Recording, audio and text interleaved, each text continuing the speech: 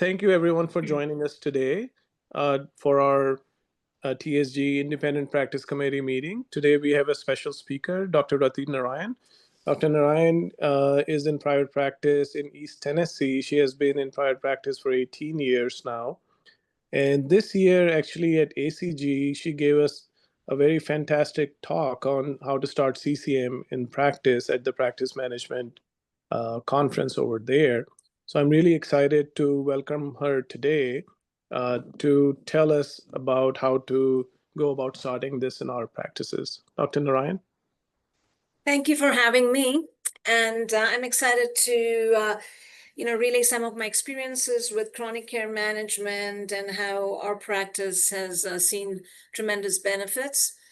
And to get started, chronic care management, the whole idea behind understanding why this is so important is because we all suffer the same way. We are, getting declining reimbursements, more work to do, and less to be paid, right? So we're always looking for low-lying fruit, and this seems to be a good way to get that. So the objectives today, the reason behind, having this talk or, why do we need to know about CCM?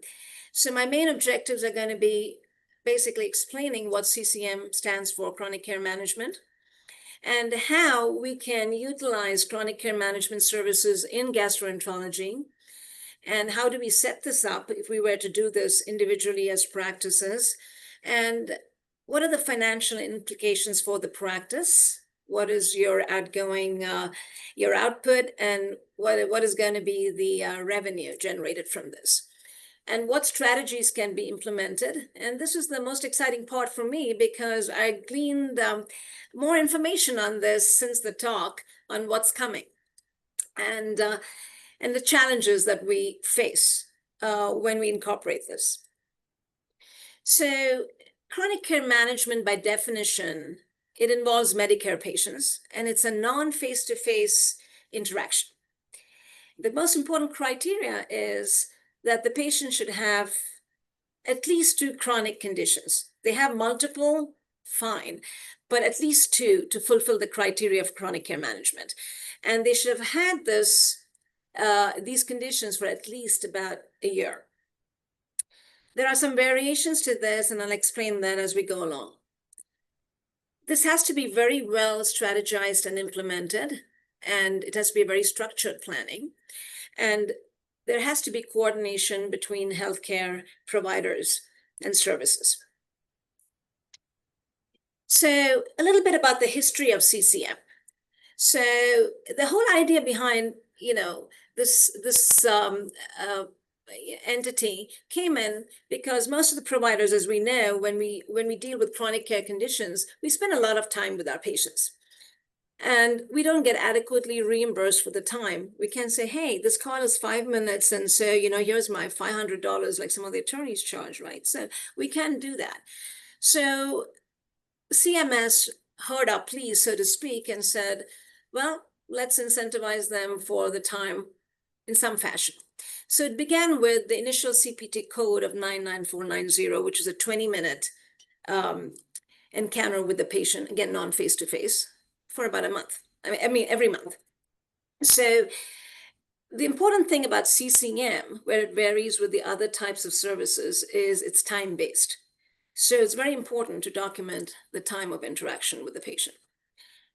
2017, gradually, they expanded this to more complex CCM services. And I'll go a little bit more in detail when we talk about the new additions to CCM. And again, they're all time-based. 2020, they said, well, let's try giving them more reimbursement for certain inclusions. And again, in 2021, they added principal care management. I'll just give you a one-liner on principal care management. It's basically management that's provided for one condition. And in all my interactions with various groups in CCM, principal care management, there's not enough juice for the squeeze, is what I get from that. So one condition versus 2 or more conditions in chronic care, the latter is more favored for practices. Roth, really quick, I don't think your slides are moving. Are you moving slides? Because we're still on slide 1. I'm trying to, and I just not. Okay, they're moving now, right? We're still looking at the fabulous first slide. Really? Okay. Sorry.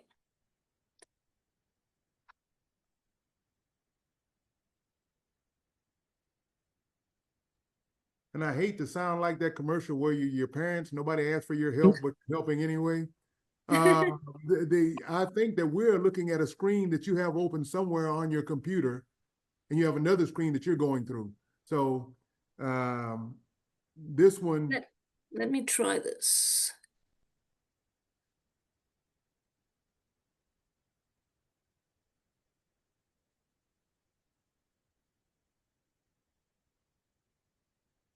Can you see this one? Yes. Okay, so I'll do it this way rather than using my arrows. There we go. I went through all of this. Y'all can see this, right?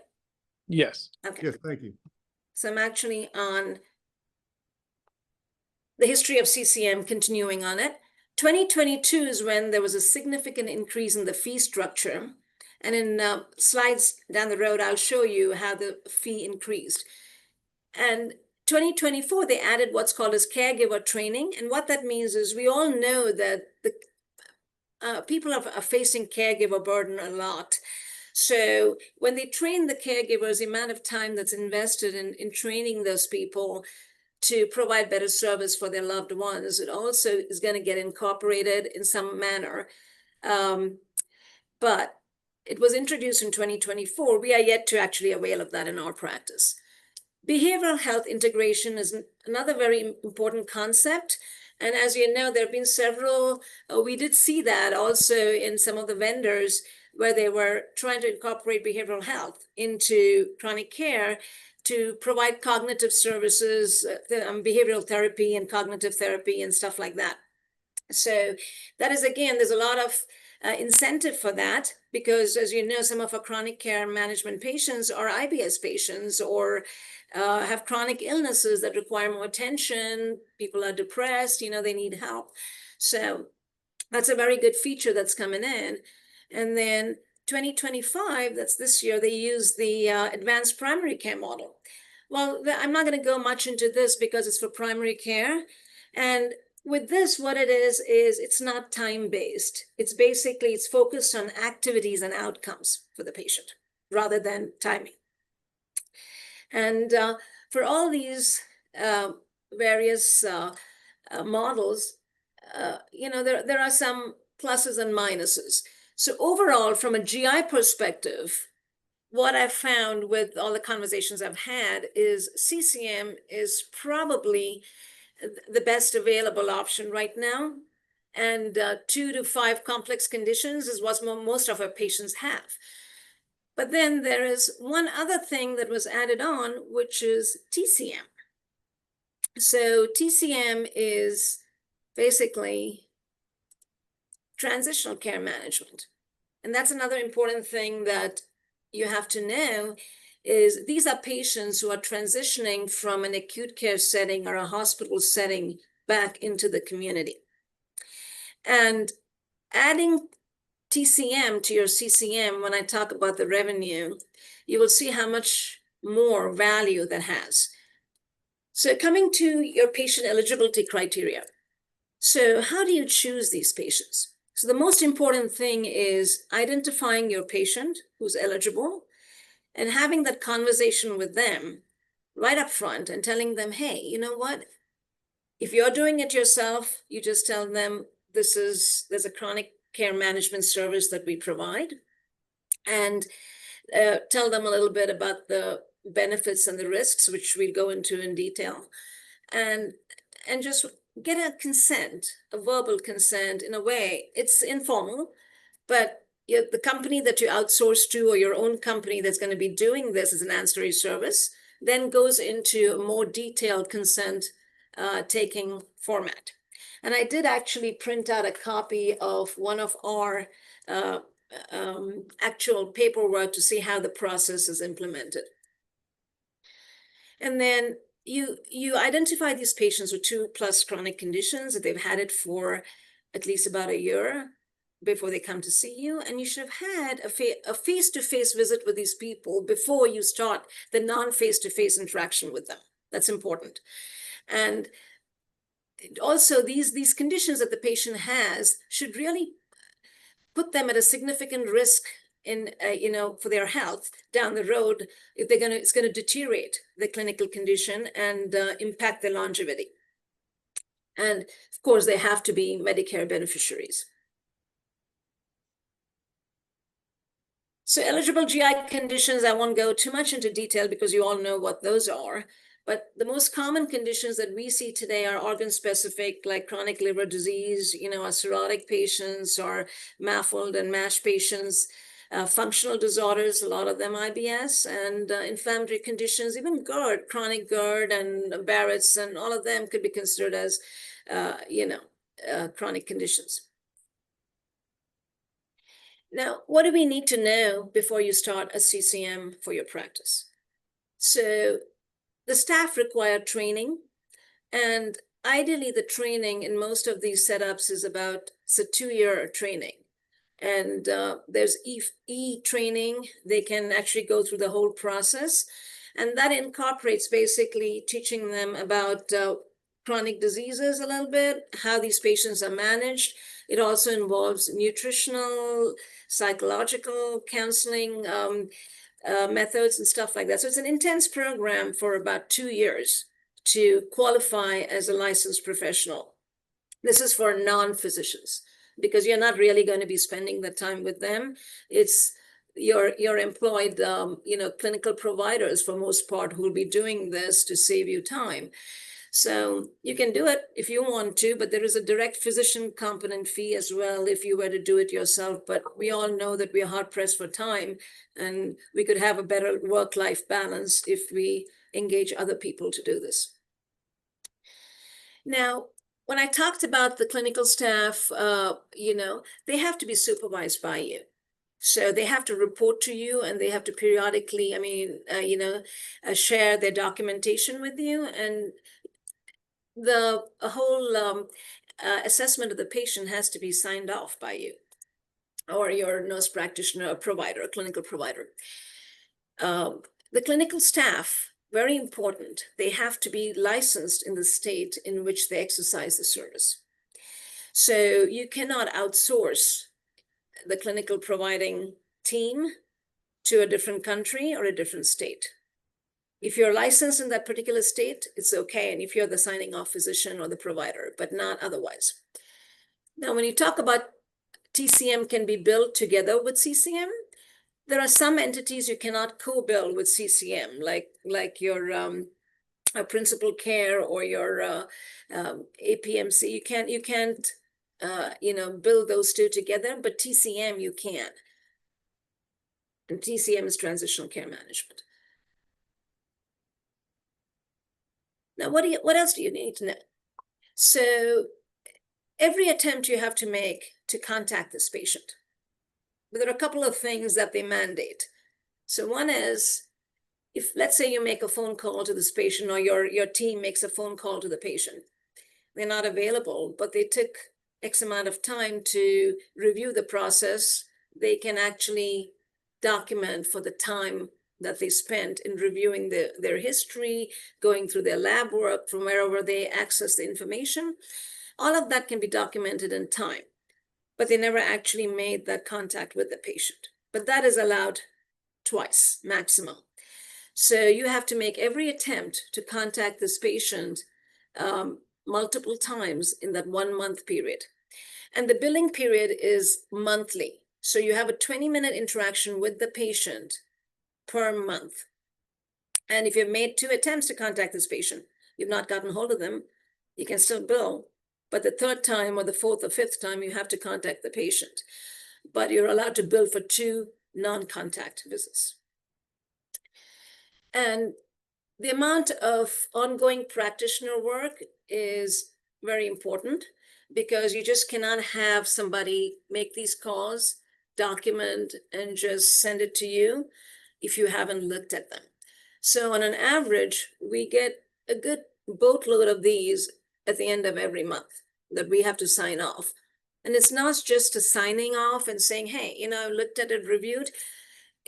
It's important for us to go through the problem area that they provide, and I can share a copy of how this is done. You look at the problem area that was addressed, and let's say the patient says, for example, is a GERD patient, and they were doing pretty well, and then all of a sudden, when they're going through, all the GERD lifestyle changes, the diet, etc., and the patient says, well, I was having fairly good control of my GERD, but now, I'm having issues, though I'm following everything. So then, you have to bring that patient, or at least have some type of an encounter with that patient to find out what's going on, whether they need to, have their medications changed, or whether you need to scope them.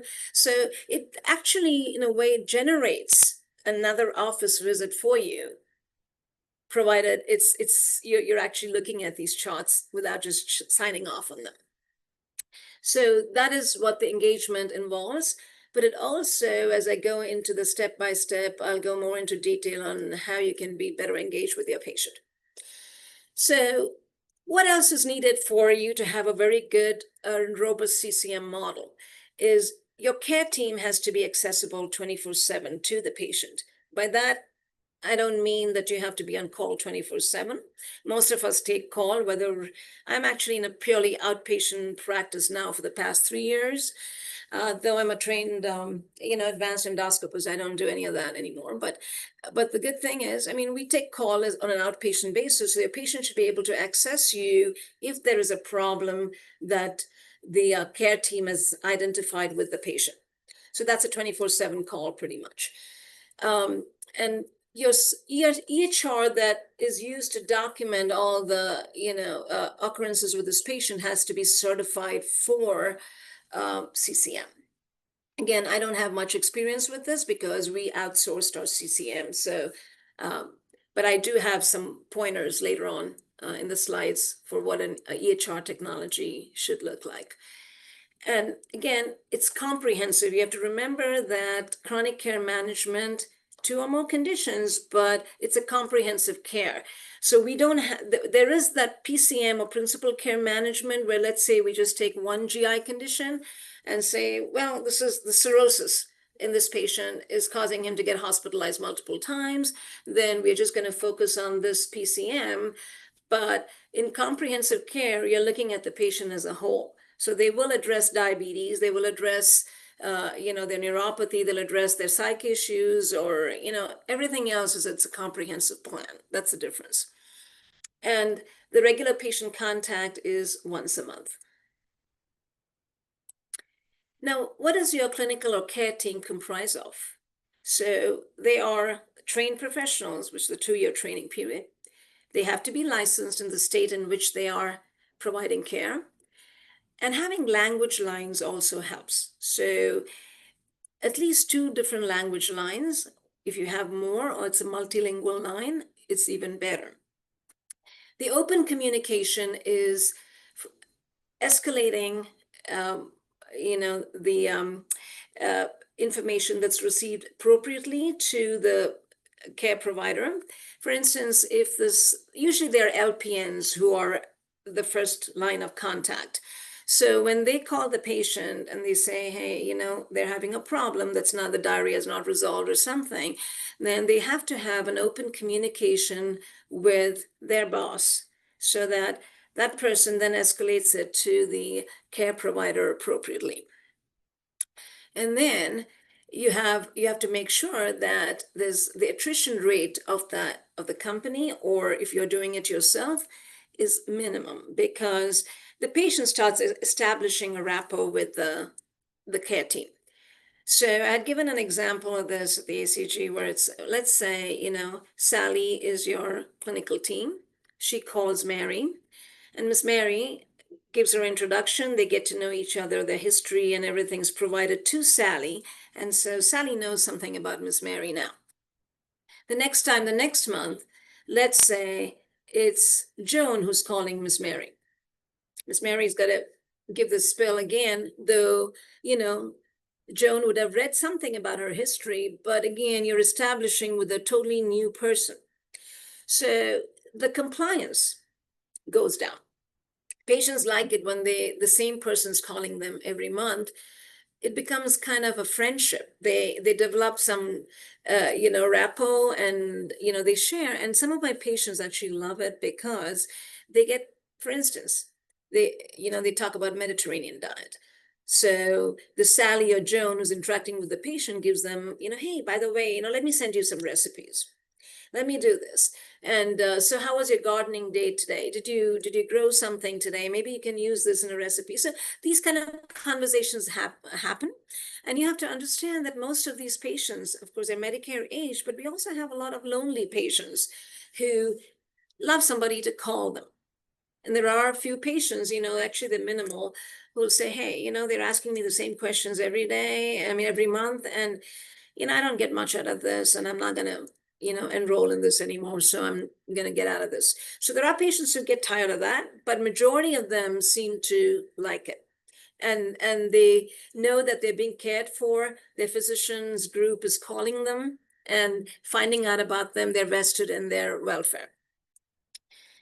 Again, the clinician management piece comes from the fact that you have to be involved in your patient's care, even though somebody else is doing it. So a good, robust team always helps.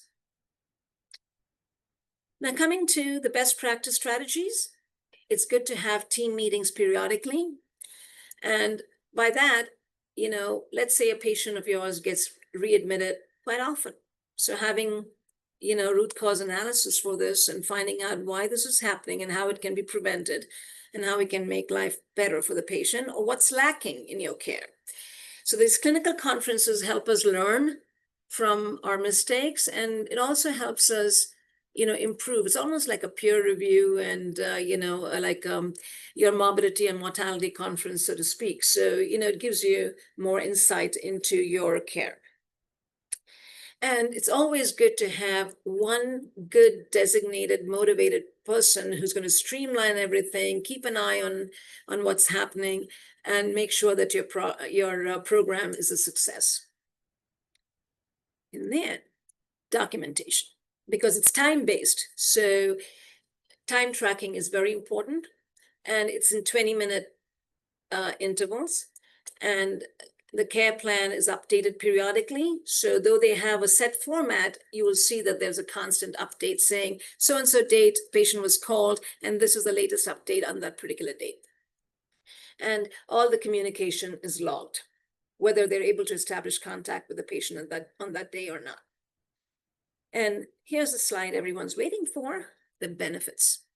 So proactive monitoring is very satisfying both to the patient as well as to the provider, because you know how well your patients are doing and the patients feel very cared for and that the practice is vested in their care. They also provide, if you have the clinical team, they provide patient education, whatever disease it may be. They go into the lifestyle, they go into the medications, they go into the diet, they go into their mental well-being. All of this is addressed during the patient education. The medication is managed, meaning if you need escalation of doses, or if they need refills and it hasn't been addressed, they will alert you on all these features, and then you just make sure that you get to it in a reasonable time.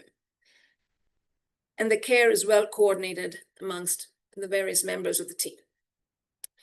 Again, who can bill for CCM? Physicians, of course, your nurse practitioners and allied advanced practice providers, allied health, and physician assistants.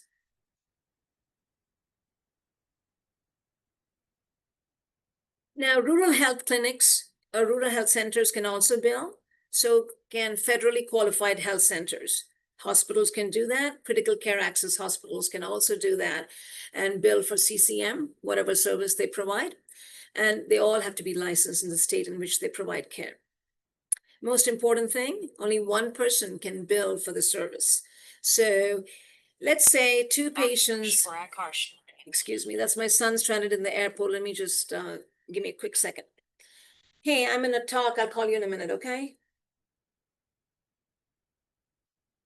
So basically what it is let's say two providers. Your primary care has already provided service for this patient. And then you get involved. And the same time, two billings are sent, they will deny the second one. But again, the patient is also contacted, which I found out, to find out who spends more time with you, practice A or practice B.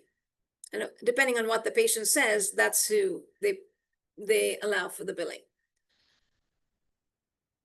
Now, here's the interesting part on the dollar signs, right? So 20-minute non-complex CCM, which means straightforward patient with chronic condition, two conditions, is about $60. Now, if you give them an additional 20 minutes because they have two or more or even 5 complex conditions, then you can bill additional $45. Third thing is, if there's a 30 minutes and the physician is directly involved, it's 82 plus. 60 minutes is your most complex one, which they say is a sweet spot. Okay, is 131. Now, 90 minutes is very rare, but you can bill for 90 minutes for an additional $70, but it's 60 minutes is what most people have, and non-complex conditions are more favorable for CMS. Less questions asked. Now, what happened to promote this year? There was a 3.2% rate increase across all CCM codes. And so that's really exciting. And complex conditions, they enhance the coverage, as I showed you in the previous slide. And quality metrics achievements, there was additional incentive for that. But when you ask about what are the quality metrics conditions, there hasn't been a well-defined quality metrics yet, but that's down the pipeline. So they do ask the patient about their satisfaction, how well they're doing, and all of these are going to come into the quality metrics, but I don't have the details yet, and neither did the company that we outsourced to regarding that. And remote patient monitoring is integrated, and some of the tools that they provide for the remote patient monitoring is they send scales and other things to a BP cuff and stuff like that as little incentives for them to join the program. So the financial impact, which is what we really want to see, is I will just show it to you in the slide, and you can see how the revenue is impacted. So there are 3 different practice scenarios, and this was basically on a data search. But if you look at it, it's pretty good. And all I can tell you is our practice, pretty much this was very close to what our practice was impacted by adding this onto our services. And I'll go more into detail when you look at the ROI chart. So other ancillary revenue opportunities that you can have, as you know, some of you guys are probably already doing this, in-office pathology, infusion services.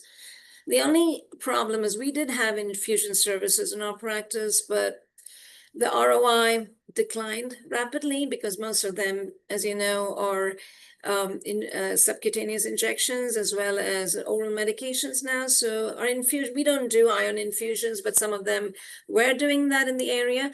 So these services are still okay, but the long-term prospects with those are questionable.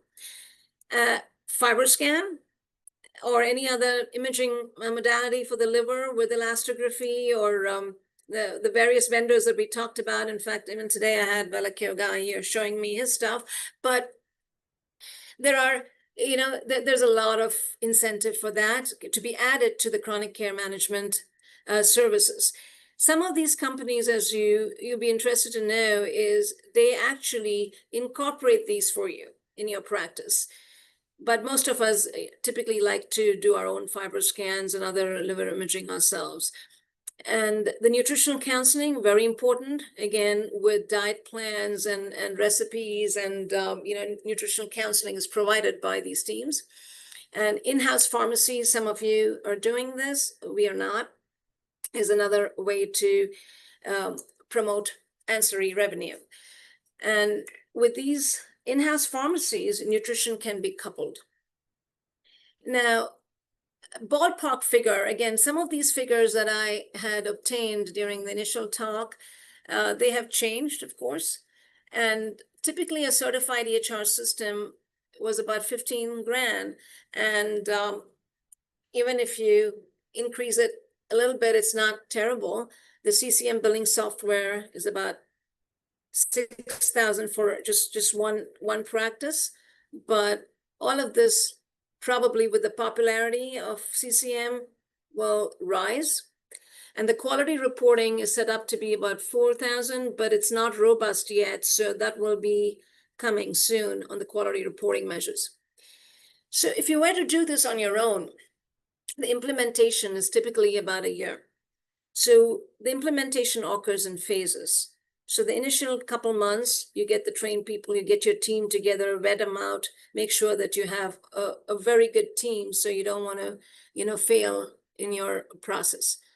And the second phase is, again, 3 to 4, 5 to 6, and 7 to 12, as shown in the slides. So in the phase one, what do you do in the first 1 to 2 months? You're setting up your trained staff, you're getting the eligibility for your patients and the enrollment defined. You're setting up the good EHR system that is CCM and compliant by CMS guidelines. The policy and procedural development for the whole process. When you say policy and procedures, are you compliant with CCM in every aspect? So one of the, when I spoke about the informed consent, something that I clarified, because CMS says, the consent has to be obtained by the provider. It's not, you don't have to actually get the formal consent, but you have to inform the patient of the availability of the service by your practice. That is important. And then you can say, well, so-and-so would contact you for further details and enrollment, but we offer you the service. And this is something, and tell them the risks and the benefits and the pros and cons of enrolling in this. And that is your responsibility to do. Now, the interesting thing is when we talk about software, what they have now is the companies that are doing this service, or if you're, with AI, there is a model where it just pops up on every patient where it says, hey, CCM, it reminds you to tell them of the CCM, and then you click that and it documents that you've had that conversation, and then makes you automatically compliant with the CMS requirement. Patient identification and stratification, again, on the same basis. But one of the things that you have to tell the patient is there's a cost sharing with this. So it's not a totally free service. And the cost saving or cost sharing is basically with Medicare Part B, whatever they would use, as a copay or a deductible, that is about 20% roughly, would be channelized towards the CCM as well. For those who have supplemental insurance, there's a wraparound for, to cover this.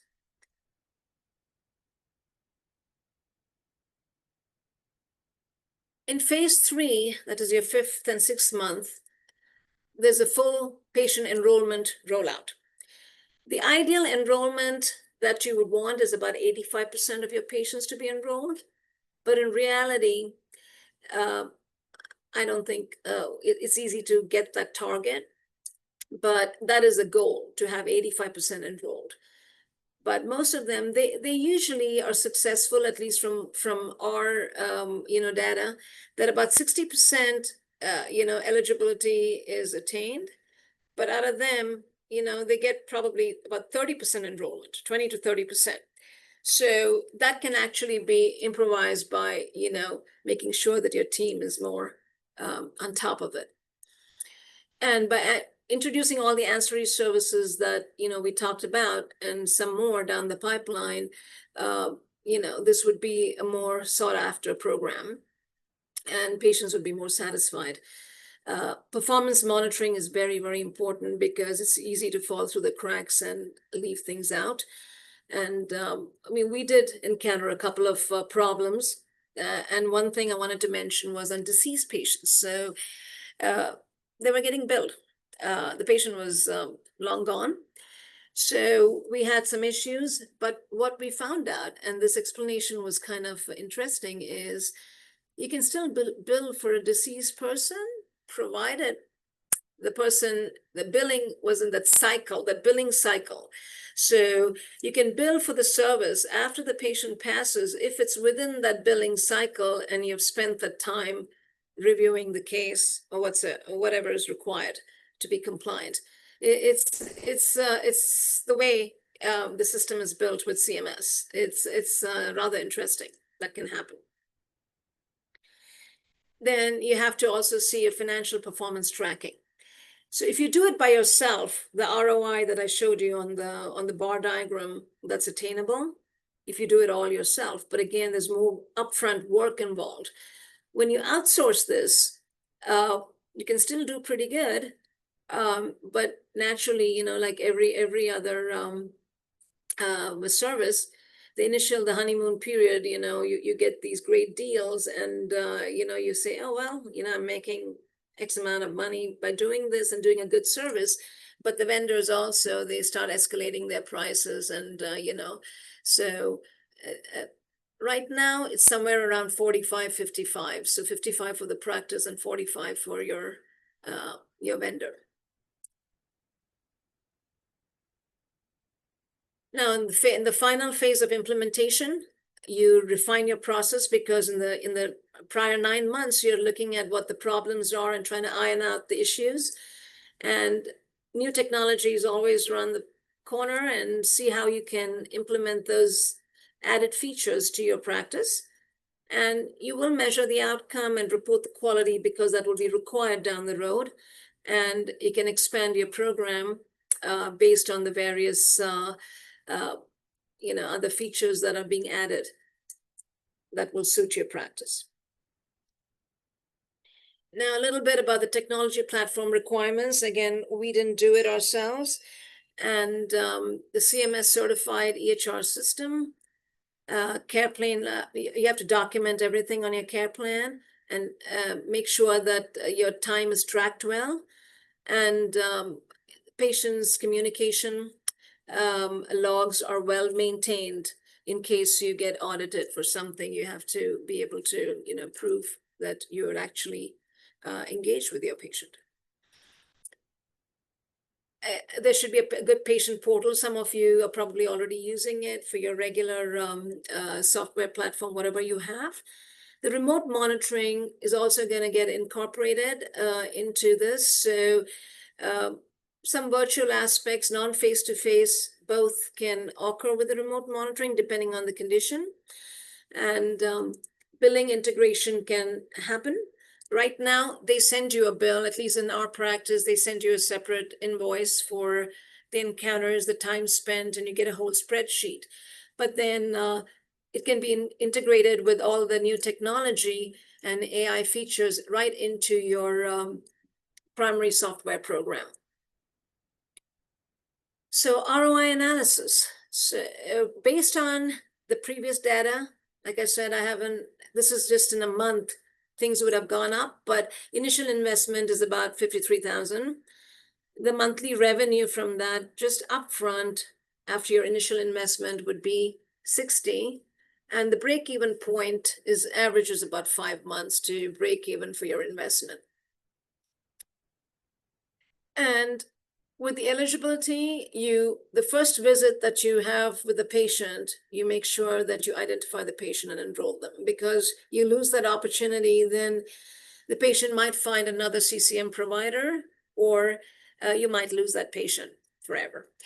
And the benefits have to be very clearly explained, and I'll talk about that in my future slide. And the cost concern, which shows the cost sharing, and the consent has to be written consent.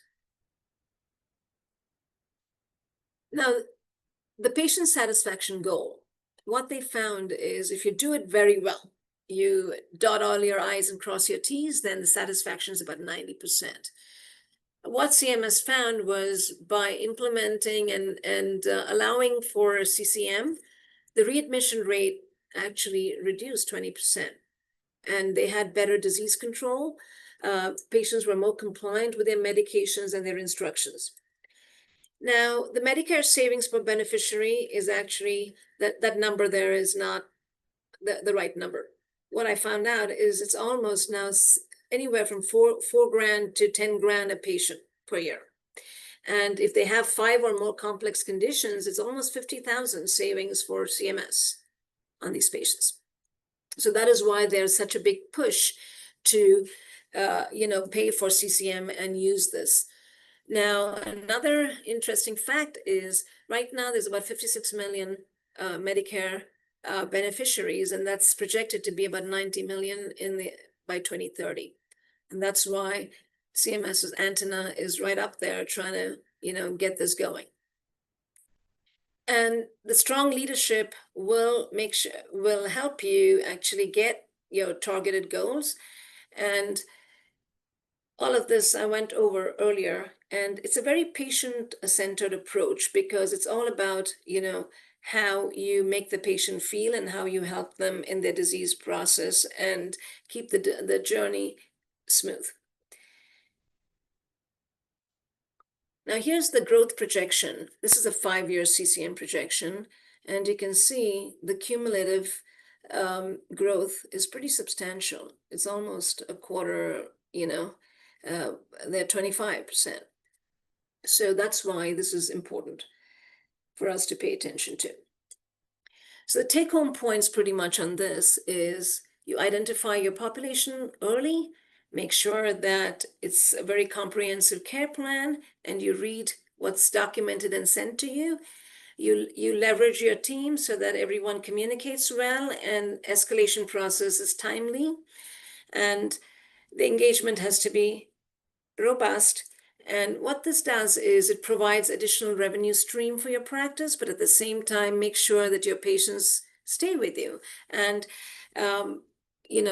they feel that the practice really cares about them and they're really optimizing their care. And again, the point of contact, your care manager, has to really be involved in getting the whole team together and, updating them on anything that needs update. And the metrics, we get more information on the program metrics for quality. I'm expecting that in a few months from now. And overall satisfaction, it's a win-win for both the patient as well as your practice. Now, some of the resources that we have here, and while we take care of our patients, my struggle is to take care of myself and pursue the hobbies that I love, which is gardening and painting, so to keep my sanity intact. And I have some more slides. You have all the citations here, but in addition to that, there's also, I put things down in the next 30 days. How do you do things? Find out if your practice is ready for this. Make sure, you look at your EMR data and see how many patients are eligible for this. Are they all enrolled with other practices, or do you need to reach out to them? Seek out your vendors and make sure the technology platform is good, and has all the features that you need to implement this. And education process has to be robust, and everybody should buy into this. So that's the hardest part in most practices, is to engage your colleagues and see them, and have them see the value in anything that you bring to the practice. And the staff also have to be online. And the quick thing about that is, we found that, with the staff, typically you get the whole, all these calls, it's just redundant. Oh my God, I got to do this, right? So there's more work for them. But then when you see how well this is going to help the practice, how you can actually improve their salaries, if you do well, your practice is going to do well and your employees are going to do well. And It also develops your business and, keeps your financially, your financial status better. And again, it's like 60 to 90 days. And I think we're kind of like running short of time right by now. So more of the same thing. Developing, it's enough cannot be said about the importance of getting the right tools to make this a success.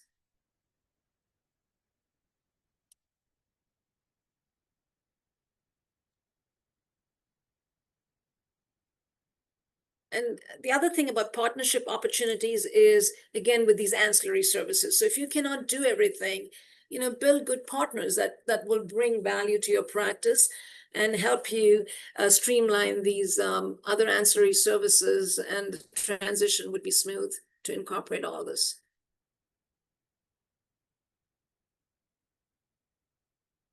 Again, the three main points of technology: operations and compliance. Well, thank you so much, everyone, for joining us. And thank you, Dr. Narayan, for this excellent talk. We really appreciate it.